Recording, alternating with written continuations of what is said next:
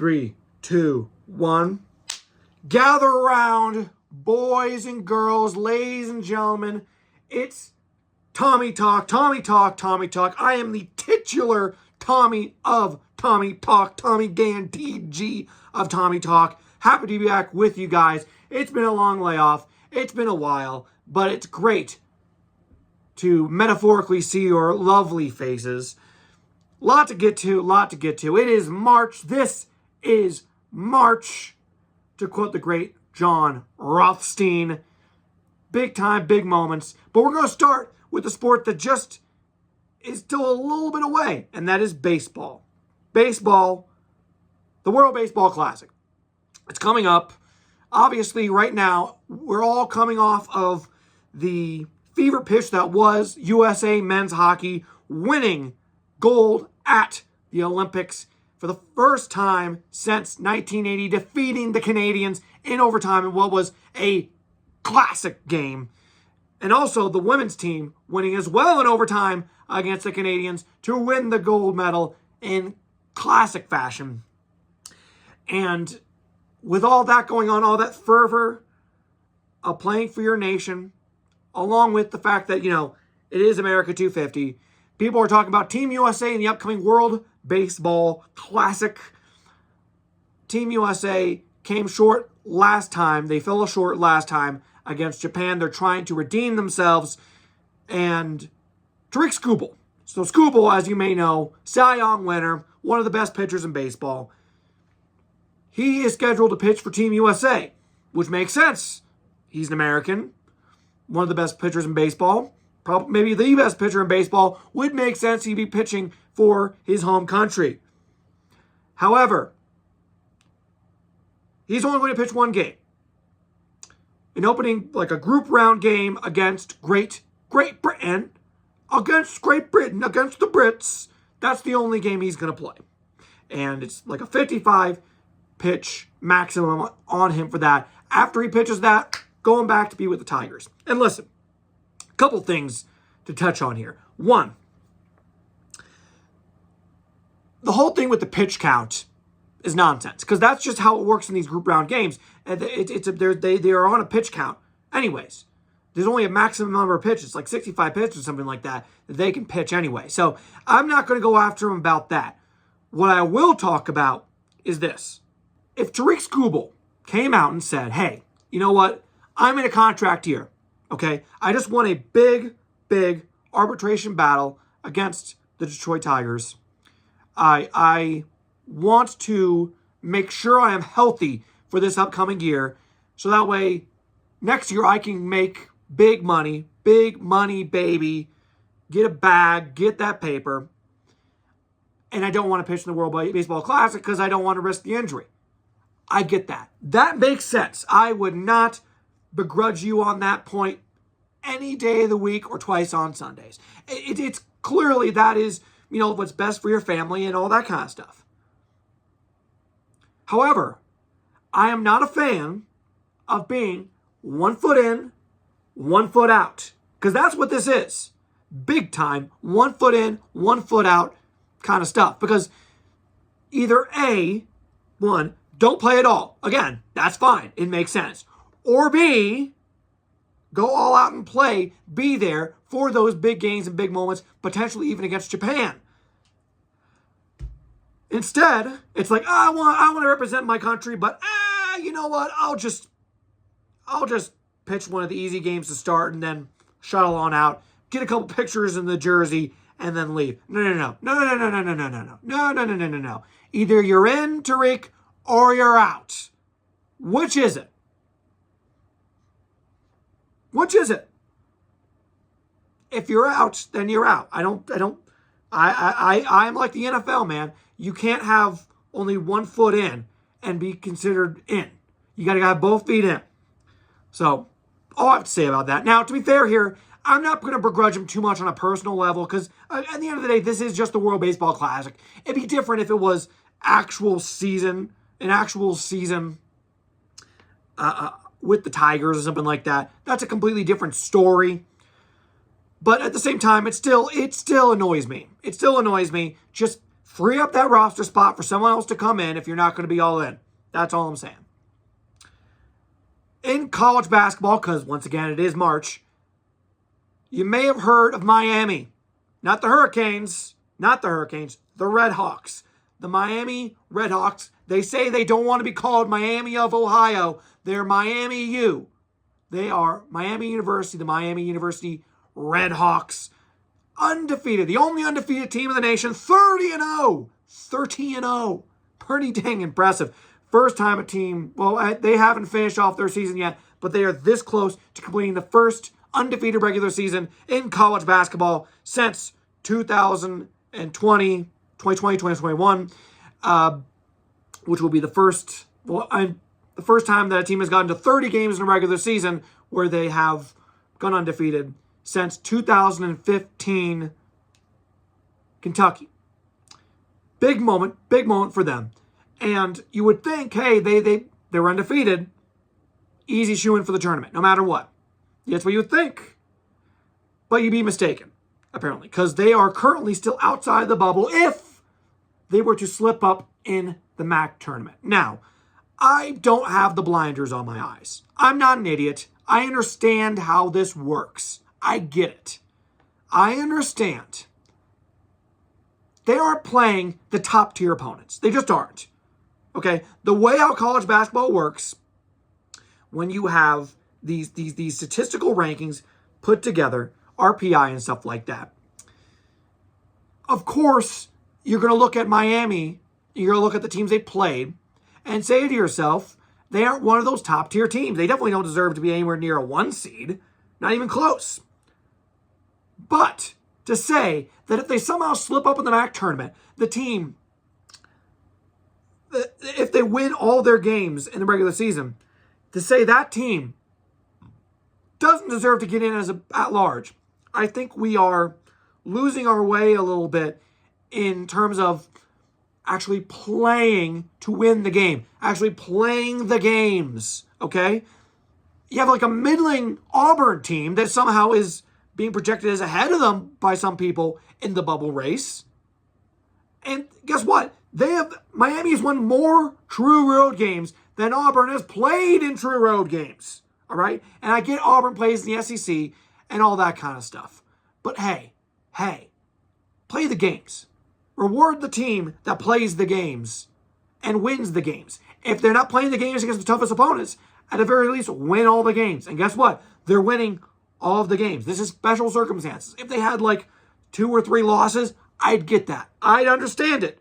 That would make sense. However, if they win this last game, they end up being undefeated on the season, and they somehow slip up in Cleveland in the MAC tournament, and they don't get in, they end up being in the NIT. That is a mark against the NCAA tournament and the NCAA selection committee. However, I want to make this clear. That is not an invitation for them to expand the tournament, because that has been in the works supposedly for a while now. That's been the talk of the town. It's similar to the college football playoff. They want the NCAA tournament expanded so they can have more money and stuff like that. When in reality, 68 teams right now is about perfect. It's about a perfect sort of thing right there. Perfect. You have to get the first 4, and then you have the field of 64 after the first 4 is over, and you're good. You're good. You get the nice Cinderellas. You get the nice. You get the great teams in there. You have a nice mixture of things. It works really well. So don't give me this nonsense about expanding it, or if Miami somehow doesn't get in, don't make that some type of rally cry that we need to expand it. No. There should be no expanding necessary to get Miami in, because Miami being undefeated on the season should be well enough, okay? It happens so rarely that you have to make the exception for this kind of special event. I think that's fair. In other news coming out today, and I think this is probably easy to see this one was coming. The Patriots released Stefon Diggs after only 1 season, which, of course they are.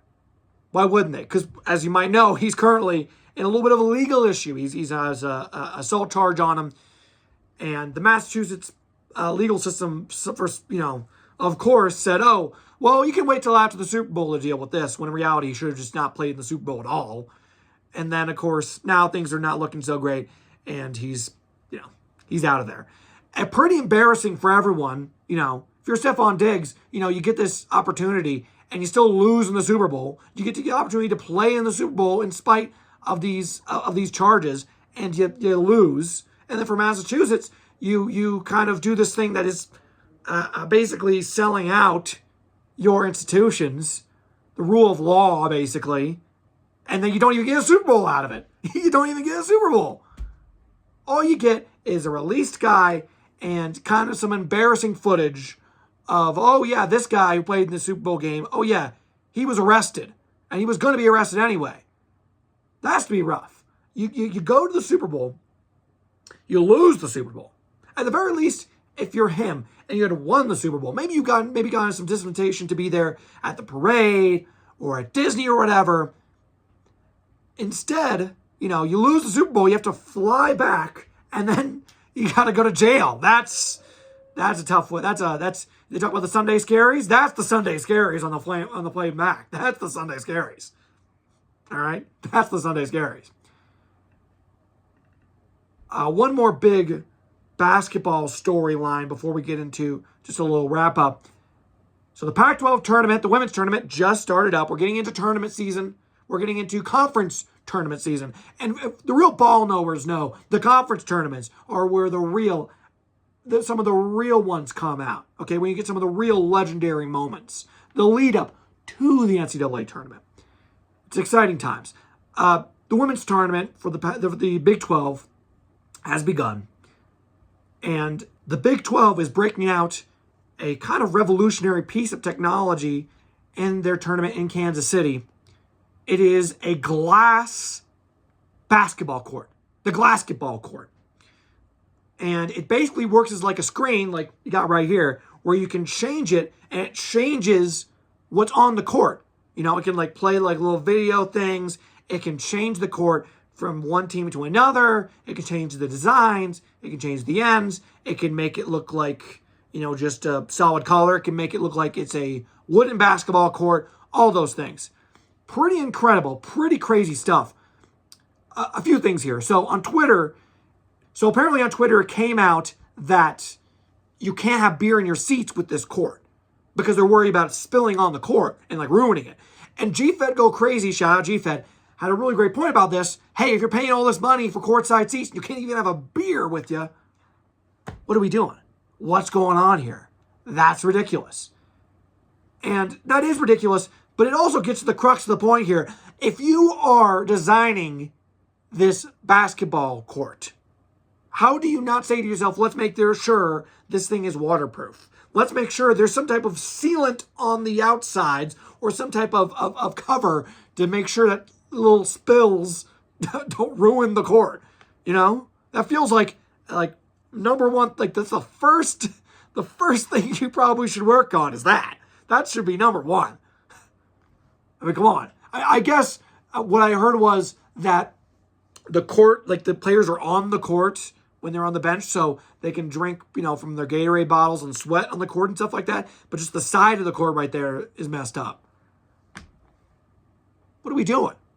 Just make the court. Just make it waterproof.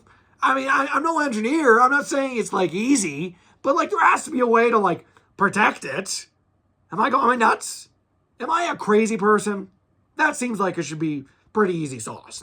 All right. But my second point about this is, so apparently this is like the first time this is ever being used in competition. As in like ever being used in competition. Feels like it probably should have been used in competition before you put it into like or at least the first time in competition here in the U.S.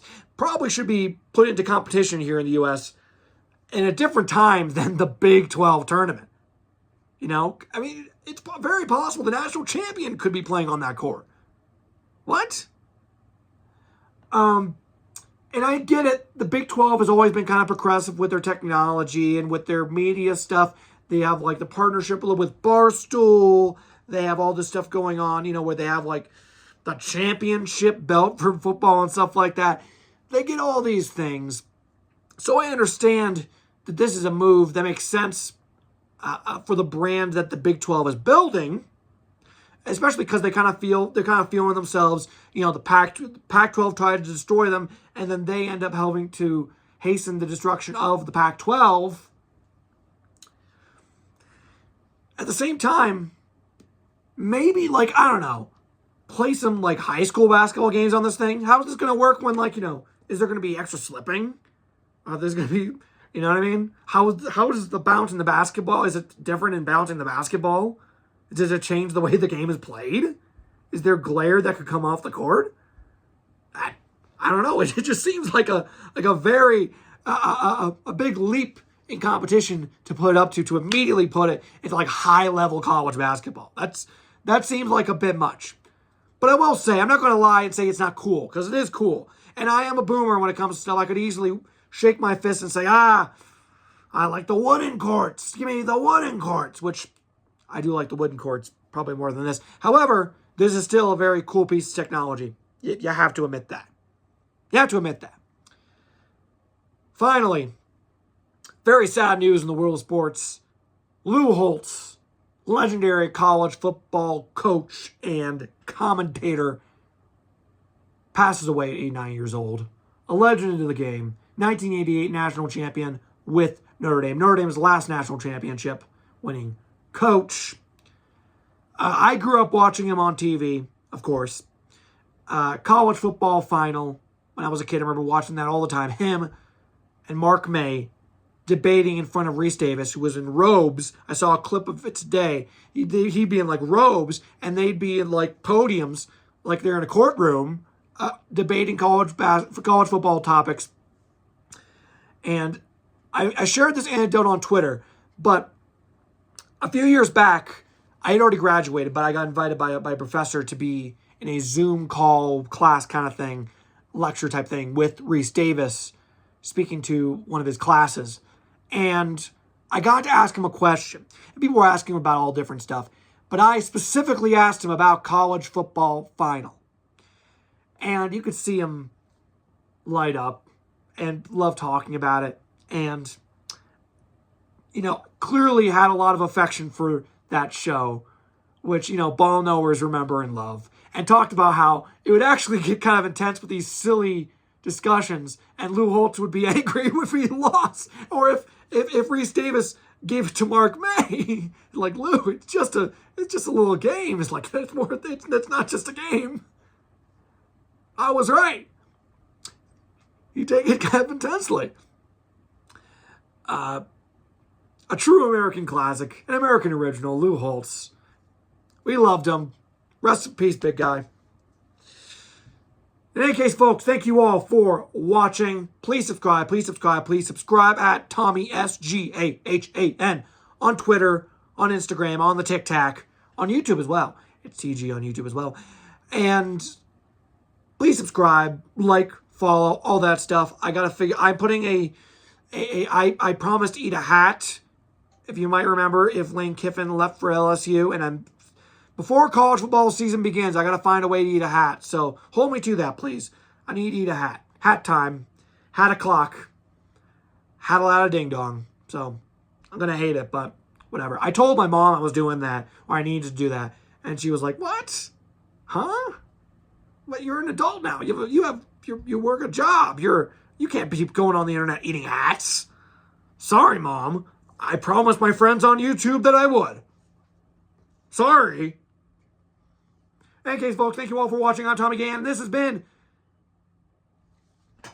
Tommy Talk. Love you guys. See ya.